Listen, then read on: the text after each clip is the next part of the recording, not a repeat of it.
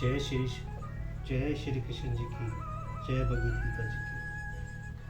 संबंध 5वें श्लोक में भगवान का चिंतन करते करते मरने वाला मनुष्य को गति का वर्णन करके अर्जुन के 7वें प्रश्न का संक्षेप में उत्तर दिया गया। अब उसी प्रश्न को विस्तार पूर्वक उत्तर देने के लिए अभ्यास योग के द्वारा मन को वश में करके भगवान के अधियज्ञ रूप का अर्थात सगुण निराकर दिव्य अव्यक्त रूप का चिंतन करने वाले योगियों की अंतकालीन गति का 3 श्लोक द्वारा वर्णन करते हैं। अभ्यास योग युक्तेन चित्सा नान्य गमिना परम पुरुष दिव्य याति पात्रनु चिंतयन्।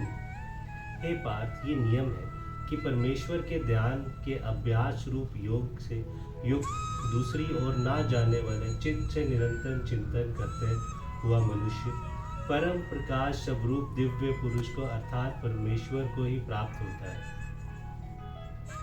यह अभ्यास योग शब्द किसका वाचक है और चित्त का उस अभ्यास योग से युक्त होना क्या है? यम, नियम, आसन, प्राणायाम, प्रत्याहार, धारणा और ध्यान के अभ्यास का नाम अभ्यास योग है। ऐसे अभ्यास योग के द्वारा चित्त भली भांति वश में होकर निरंतर अभ्यास ही लगा रहता है, उसे अभ्यास योग युक्त कहते हैं। नान्य गमी कैसे चित्त को समझना चाहिए?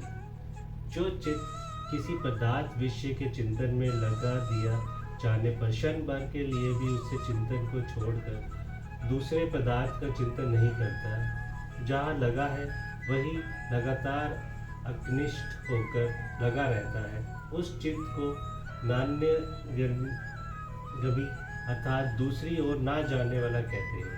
यह परमेश्वर का विषय है, इससे ये समझना चाहिए कि वह चित्त परमेश्वर में ही लगा रहता है। जय श्री कृष्ण जी। अनुचिंतन करना किसे कहते हैं? अभ्यास में लगे हुए और दूसरे ओर ना जाने वाले चित्त के द्वारा परमेश्वर के निराकर स्वरूप का जो निरंतर ध्यान करते रहता है, इसी को अनुचिंतन कहते हैं। यहाँ परम और दिव्यम इन विशेषणों के सहित पुरुषम इस पद का प्रयोग किसके लिए किया गया और उससे प्राप्त होना क्या है?